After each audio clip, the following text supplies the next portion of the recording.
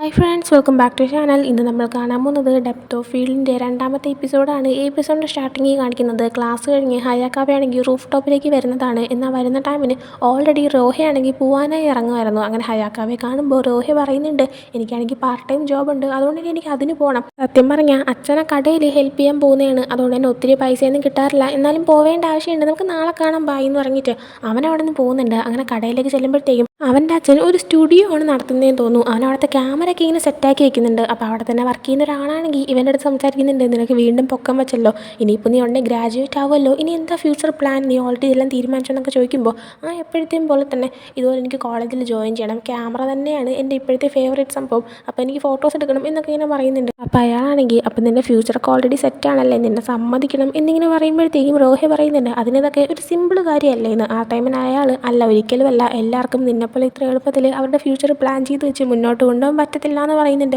അതേ ടൈമിന് ഹയാക്കാവെ കാണിക്കുമ്പോൾ അവൻ ഇപ്പോഴും സ്കൂൾ റൂഫ് ടോപ്പിൽ തന്നെ നിൽക്കുമായിരുന്നു. അവൻ്റെ കയ്യിൽ അവൻ്റെ അമ്മ അവന് മുമ്പ് കൊടുത്ത ആ റെക്കോർഡർ ഉണ്ടായിരുന്നു. അതാണെങ്കിൽ ഞാനിപ്പോൾ എറിഞ്ഞ് കളയാനായിട്ട് നിൽക്കുകയാണ്, എന്നാൽ അവനെ കൊണ്ട് പറ്റുന്നില്ല. അതുകൊണ്ട് തന്നെ അവൻ തിരിച്ച് അവൻ്റെ പോക്കറ്റിലേക്ക് അത് വെക്കുന്നുണ്ട്.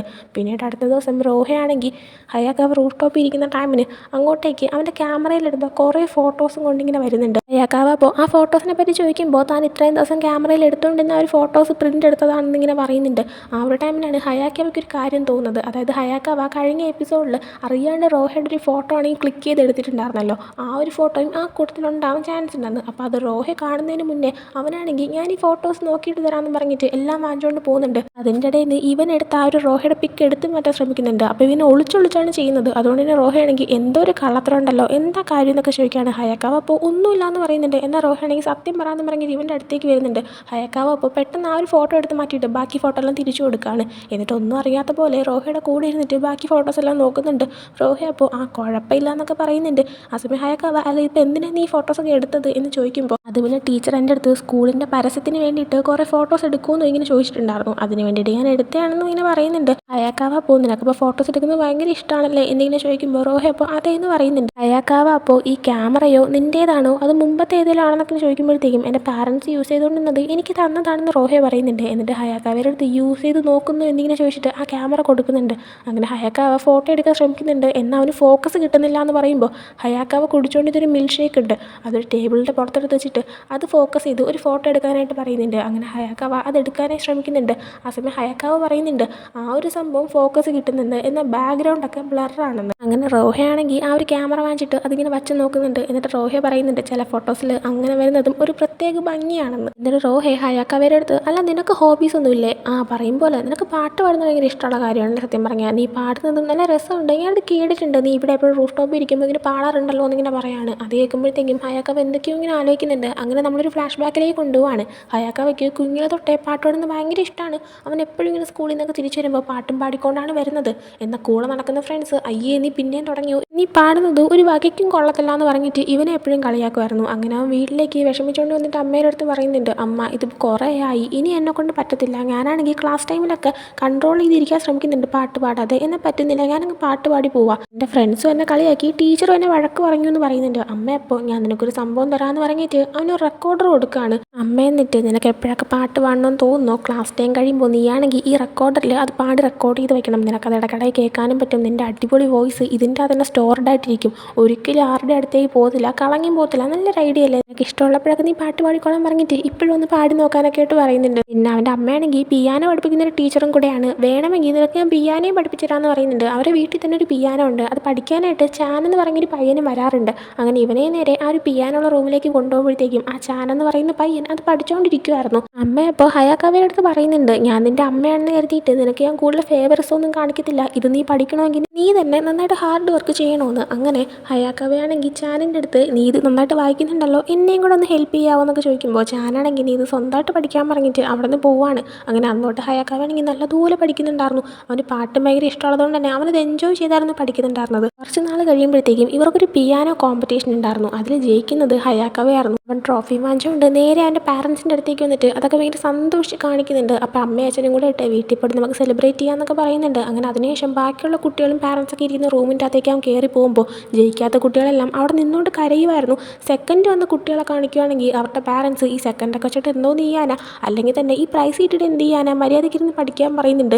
ഒന്നും കിട്ടാത്ത പിള്ളേരാണെങ്കിൽ ഹയാക്കാവ എന്തിനാ ജയിച്ചെന്ന് പറഞ്ഞുകൊണ്ടിരുന്ന് കരയുമായിരുന്നു. അങ്ങനെ അതെല്ലാം കണ്ടിട്ട് ഒരുമാതിരിയായിട്ട് ഹയാക്ക അവിടെ നിന്ന് പുറത്തേക്ക് ഇറങ്ങി വരുമ്പോഴത്തേക്കും ചാനും അവിടെ തന്നെ ഉണ്ടായിരുന്നു. ചാൻ വന്നിട്ട് ഹയാക്കാവയുടെ അടുത്ത് നീ നല്ല സൂപ്പറായിട്ടാണ് പിയാനോ വായിച്ചതെന്ന് പറയുന്നുണ്ട്. അത് കേൾക്കുമ്പോൾ ഹയാക്കാവയ്ക്ക് ഭയങ്കര സന്തോഷമാവുന്നുണ്ട്. അതിനുശേഷം പിന്നീട് ഒരു ദിവസം ചാനാണെങ്കിൽ അവൻ്റെ വീട്ടിൽ പിയാനോ പ്രാക്ടീസ് ചെയ്യാനായിട്ട് വരുന്നുണ്ട്. എന്നാൽ ചാനാണെങ്കിൽ അവൻ്റെ അമ്മയുടെ അടുത്ത് എന്തൊക്കെയോ പറഞ്ഞിട്ട് അവിടെ നിന്ന് പോവുകയാണ്. ഹയാക്കാവ അപ്പോൾ അവൻ ഇപ്പോഴേ പോവുകയാണോ എന്നിങ്ങനെ ചോദിക്കുമ്പോൾ ഹയാക്കാവയുടെ അമ്മ പറയുന്നുണ്ട് അത് പിന്നെ ചാനാണെങ്കിൽ പിയാനോ വായിക്കുന്ന നിർത്തിയെന്ന് എൻ്റെ അടുത്ത് ഇപ്പോൾ പറഞ്ഞു. അവൻ്റെ ഫാമിലിയിൽ എന്തോ പ്രശ്നമുണ്ടെന്ന് തോന്നുന്നു, അവൻ തൊട്ട് ക്ലാസ്സിലും വരത്തില്ല എന്നാണ് പറഞ്ഞത്. പക്ഷേ അവനാണെങ്കിൽ പിയാനോ ഭയങ്കര എൻജോയ് ചെയ്ത് വായിക്കുന്ന ഒരു പയ്യനായിരുന്നു എന്നൊക്കെ പറയുന്നുണ്ട്.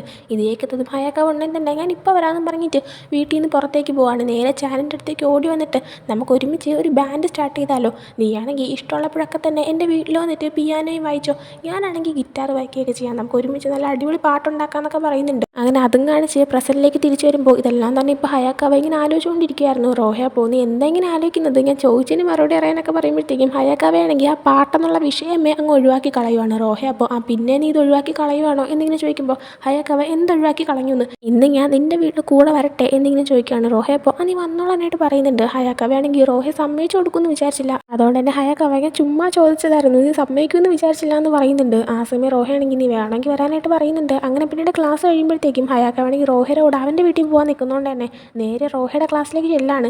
ഹയാക്കാവ വിചാരിച്ചത് റോഹയ്ക്ക് ഫ്രണ്ട്സ് ഒന്നും ഇല്ലാന്നാണ്. എന്ന് ചെന്ന് നോക്കുമ്പോഴത്തേക്കും റോഹയാണെങ്കിൽ കുറേ ഫ്രണ്ട്സിൻ്റെ കൂടെ ഇങ്ങനെ സംസാരിച്ചുകൊണ്ട് നിൽക്കുമായിരുന്നു. വേറെ ഏതോ ക്ലാസ്സിലെ പെങ്കൊച്ചൊക്കെ വന്നിട്ട് ഇവൻ്റെ അടുത്ത് ഇങ്ങനെ സംസാരിച്ചുകൊണ്ട് നിൽക്കുന്നുണ്ട്. അപ്പോൾ ഇതൊക്കെ കാണുമ്പോഴത്തേക്കും ആൾ ജലസായതാണെന്ന് അറിയത്തില്ല. ഹയാക്കാവയാണെങ്കിൽ ഒരുമാതിരിയായി നിൽക്കുന്നുണ്ട്.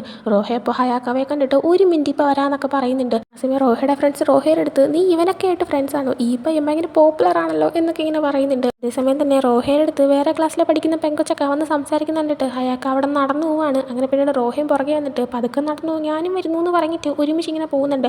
ആ സമയം ഏതാ പെങ്കൊച്ച് എന്നിങ്ങനെ ഹയാക്കാവ് ചോദിക്കുകയാണ്. റോഹ അപ്പോൾ അത് പിന്നെ അവളാണെങ്കിൽ ഒരു പിക്ചർ എടുത്തു, അപ്പോൾ അതെങ്ങനെ കൊള്ളാമെന്ന് എൻ്റെ അടുത്ത് ഒപ്പീനിയൻ ചോദിക്കാനായിട്ട് വന്ന കുട്ടിയാണ്, അപ്പുറത്തെ ക്ലാസ്സിൽ പഠിക്കുന്നതാണെന്നൊക്കെ പറയുന്നുണ്ട്. ആ സമയമാണ് ഹയാക്കാവയുടെ മുന്നിൽ ഇവരുടെ ജൂനിയർ ആയിട്ടുള്ള ആൻ എന്ന് പറയുന്ന ഒരു പെൺകുട്ടി വരുന്നത്. ഹയാക്കാവയും ആനും മുമ്പത്തെ സ്കൂളിലും ഒരുമിച്ച് പഠിച്ചതാണ്, അതുകൊണ്ട് തന്നെ അവർക്ക് നേരത്തെ പരിചയമുണ്ട്. അങ്ങനെ ഹയാക്കാവയെ കാണുമ്പോൾ ആ സീനിയർ നിങ്ങൾക്ക് സുഖമാണോ, നിങ്ങളിപ്പോൾ പാട്ടൊന്നും പാടാറില്ലേ, എനിക്ക് നിങ്ങളുടെ പാട്ട് ഒത്തിരി ഇഷ്ടമായിരുന്നു, അതുകൊണ്ടാണ് ഞാൻ മുമ്പ് അവിടുത്തെ സ്കൂളിൽ മ്യൂസിക് ക്ലബ്ബിൽ ജോയിൻ ചെയ്തത് തന്നെ എന്നിങ്ങനെ പറയുന്നുണ്ട്. ഹയാക്കാവ അപ്പോൾ താങ്ക് യു സോ മച്ച്, പക്ഷേ ഞാനിപ്പോൾ പാട്ടൊന്നും പാടാറില്ല എന്ന് പറയുന്നുണ്ട്. അവളപ്പോൾ ഗിറ്റാറും വായിക്കാറില്ലേ എന്ന് ചോദിക്കുമ്പോൾ ഇല്ലല്ല ഞാൻ അതൊക്കെ നിർത്തി എന്ന് പറഞ്ഞിട്ട് അവൻ ആ വിഷയം ഒഴിവാക്കി വിടാണ്. എന്നിട്ട് ഞാൻ പോവുകയാണെന്ന് പറഞ്ഞിട്ട് അവിടെ നിന്ന് സ്പീഡിന് നടന്നു പോകുന്നുണ്ട്. റോഹയും കൂടെ പോവാണ്. അങ്ങനെ ഇവർ നേരെ റോഹയുടെ വീട്ടിലേക്ക് വരാണ്.